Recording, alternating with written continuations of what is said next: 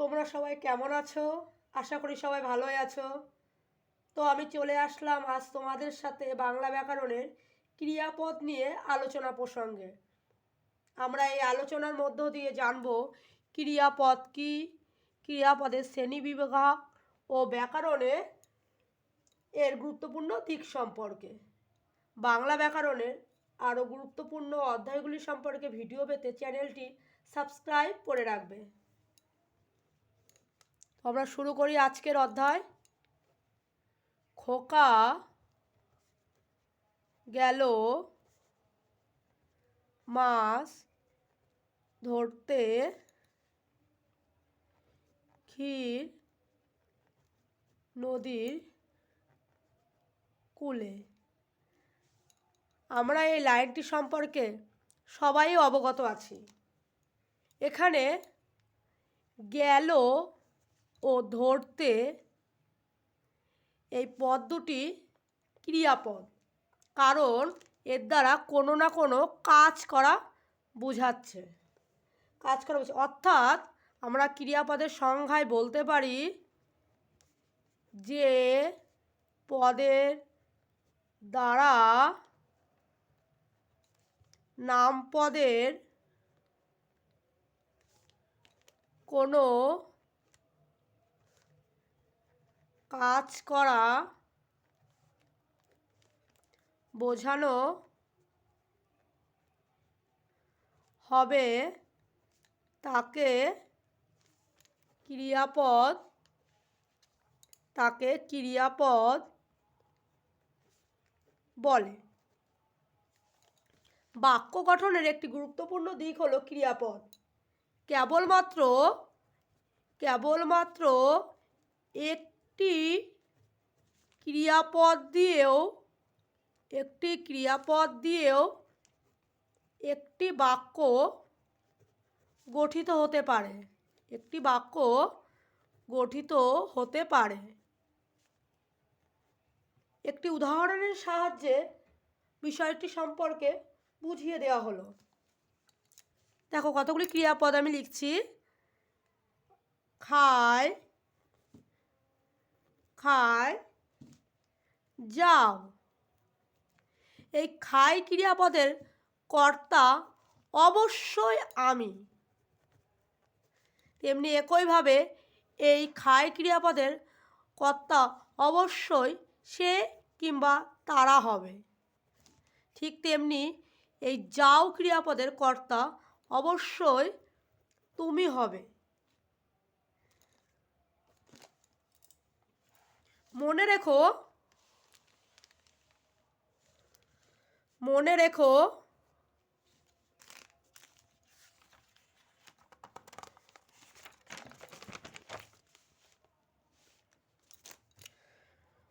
রেখো তৎসম ধাতু থেকে কোনো বাংলা ক্রিয়াপদ গঠন করা সম্ভব নয়। দিস, বচ, পট ইত্যাদি ধাতু বাংলা ক্রিয়াপদে ব্যবহার করা সম্ভব নয়। চলো আমরা পরিচিত হই ক্রিয়াপদের শ্রেণীবিভাগগুলি সম্পর্কে।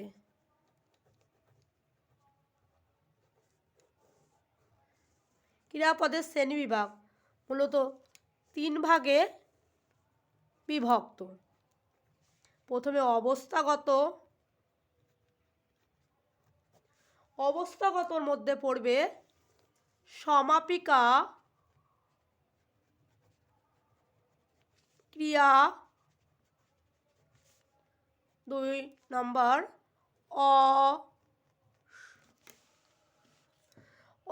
অসমাপিকা ক্রিয়া। অসমাপিকা ক্রিয়াকে আবার 3টি শ্রেণীতে ভাগ করা যায়।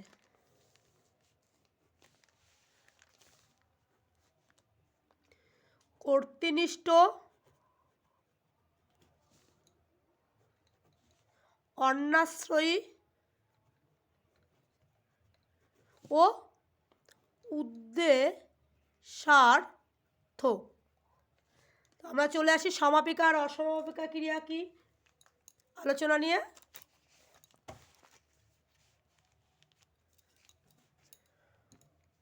খোকা গেল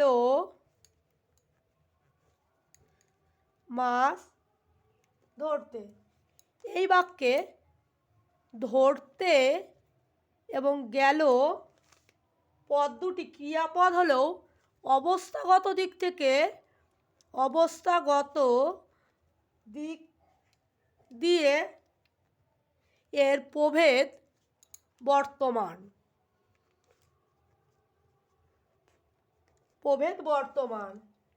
গেল ক্রিয়াপদের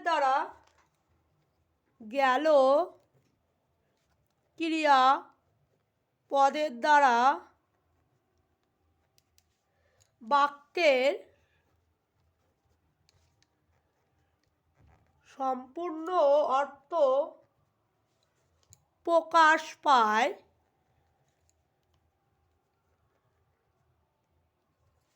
আর অন্য কোনো ক্রিয়াপদের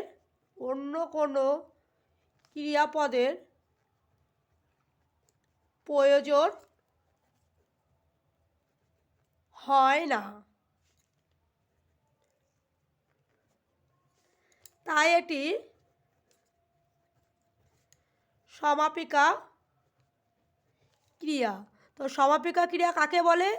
যে ক্রিয়াপদের দ্বারা বাক্যের অর্থ সম্পূর্ণ প্রকাশ পায়, অর্থের সম্পূর্ণতা প্রকাশের জন্য আর অন্য কোনো ক্রিয়াপদের প্রয়োজন হয় না, তাকেই আমরা বলবো সমাপিকা ক্রিয়া। এবার ধরতে ক্রিয়াপদের দ্বারা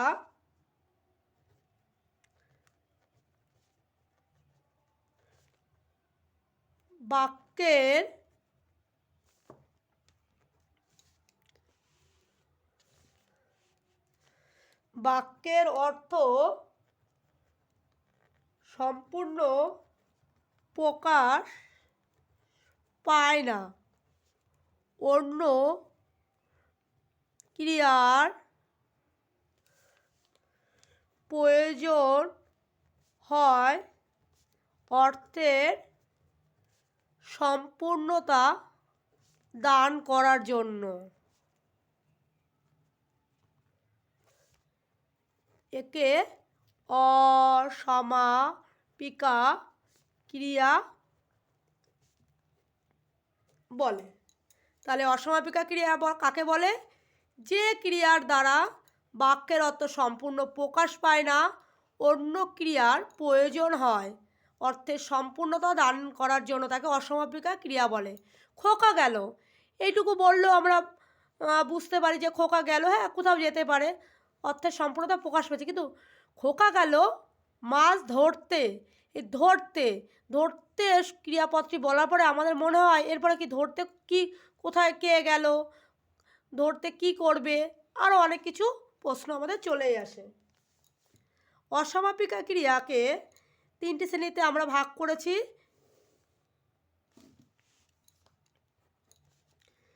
কর্তৃনিষ্ঠ মানে যার কর্তার প্রধান, যেমন আমি আগামীকাল অবশ্যই তোমার কাজটি করে রাখবো। এই করেটা কর্তৃনিষ্ঠ অসমাপিকা ক্রিয়া। অন্যাশ্রয়ী পরবর্তী ভাগ অন্যাশ্রয়ী। তুমি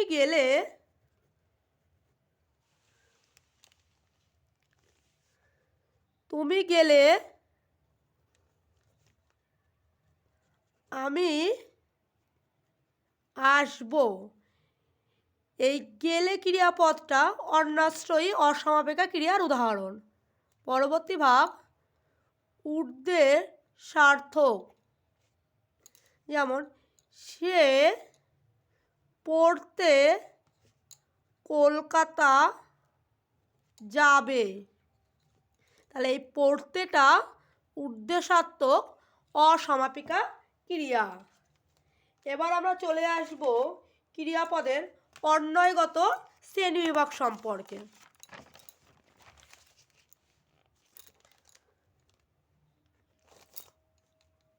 অন্বয়গতভাবে ক্রিয়াপদকে মূলত দুই ভাগে ভাগ করা যায়।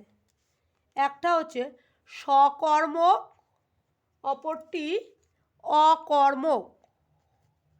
সকর্মককে আবার দুটি ভাগে ভাগ করা যায়। একটা হচ্ছে এককর্মিক এবং পরবর্তী ভাগ দ্বিকর্মিক। পুরো বিষয়টি আমরা কতগুলি উদাহরণের মধ্য দিয়ে বুঝে নিই। চলো। 1 নম্বরে রাম যায়। 2 নম্বরে রাম ফুল তোলে। 3 নম্বর রাম শ্যামকে ফুল দিয়েছে। প্রথম বাক্যের যায় হচ্ছে ক্রিয়া, দ্বিতীয় বাক্যের তোলে হচ্ছে ক্রিয়া, তৃতীয় বাক্যের দিয়েছে হচ্ছে ক্রিয়া। এই ক্রিয়াকে কি বা কাকে দিয়ে প্রশ্ন করলে যে উত্তর পাবো সেটিই কর্ম। তা প্রথম বাক্যের কর্ম অনুপস্থিত। অনুপস্থিত এই কর্মহীন বাক্যকে বলা হয় অকর্মক ক্রিয়া। কর্মহীন বাক্যকেই বলা হয় অকর্মক ক্রিয়া। অকর্মক ক্রিয়া। দ্বিতীয় বাক্যের কর্ম হচ্ছে কি তোলে রাম? ফুল। দ্বিতীয় বাক্যের ফুল কর্মের উদাহরণ।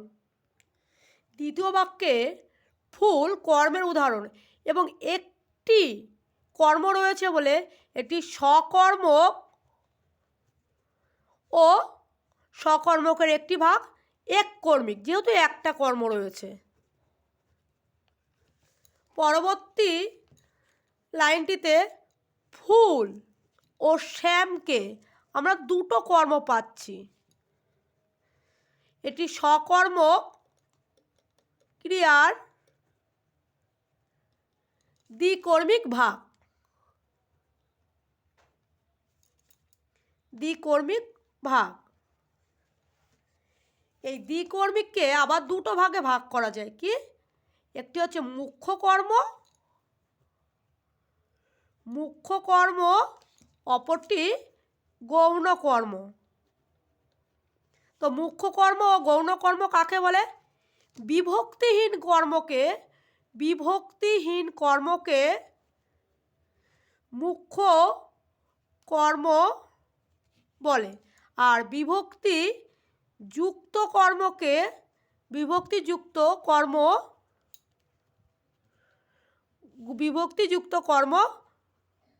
গৌণ কর্ম। তাহলে আমাদের এই দুটো কর্ম পেয়েছি। এই বাক্যের মুখ্য কর্ম কোনটি? ফুল, কারণ এতে কোনো বিভক্তি নেই। এবং শ্যামকে, এটা ফুল হচ্ছে কি কর্ম? মুখ্য কর্ম। মুখ্য কর্ম এবং শ্যামকে, এটি যেহেতু বিভক্তি রয়েছে তাই এটি গৌণ কর্ম।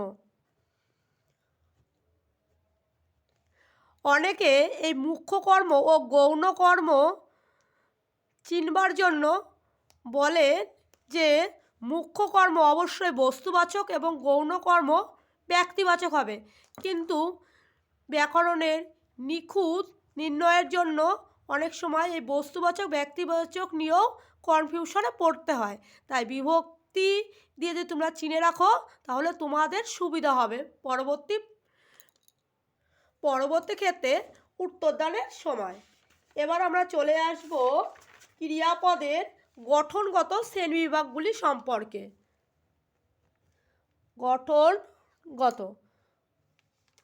গঠনগত শ্রেণীবিভাগ নিয়ে। গঠনগত শ্রেণীবিভাগ অনুসারে ক্রিয়াকে 7টি ভাগে ভাগ করা যায়। যেমন সিদ্ধ ধাতুজাত ক্রিয়া, সাধিত ধাতুজাত ক্রিয়া, নাম ধাতুজাত ক্রিয়া, ধনাত্মক ধাতুজাত ক্রিয়া, যুক্ত ধাতুজাত ক্রিয়া, যৌগিক ধাতুজাত ক্রিয়া, সংযোগমূলক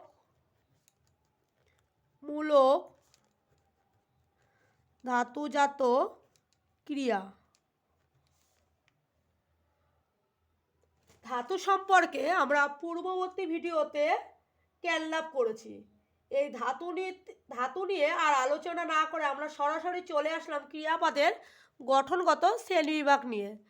সিদ্ধ ধাতুজাত ক্রিয়ার একটি উদাহরণ চল, একটা সিদ্ধ ধাতু, এর সাথে ইল বিভক্তি চলিল, তাহলে চলিল, এটা কোন ক্রিয়ার উদাহরণ? সিদ্ধ ধাতুজাত ক্রিয়ার উদাহরণ। সাধিত চল লা যোগ ইলো সমান সমান চলাইলো, তাহলে চলাইলো এটা কোন ক্রিয়ার উদাহরণ? সাধিত ধাতুজাত ক্রিয়ার উদাহরণ। নাম ধাতু হাতা যোগ ইলো সমান সমান হাতাইলো। অনুরূপভাবে ঝনঝনা ঝনা যোগ ইলো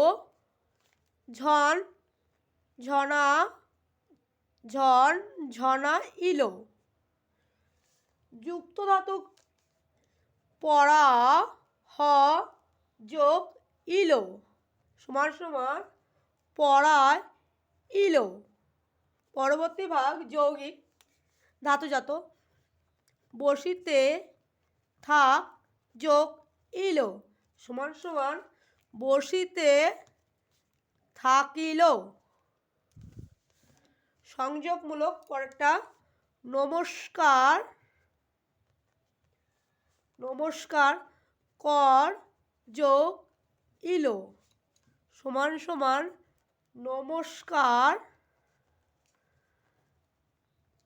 করিল। ক্রিয়াপদ বিষয়ে আরও কিছু জানতে চাইলে অবশ্যই জানাবেন।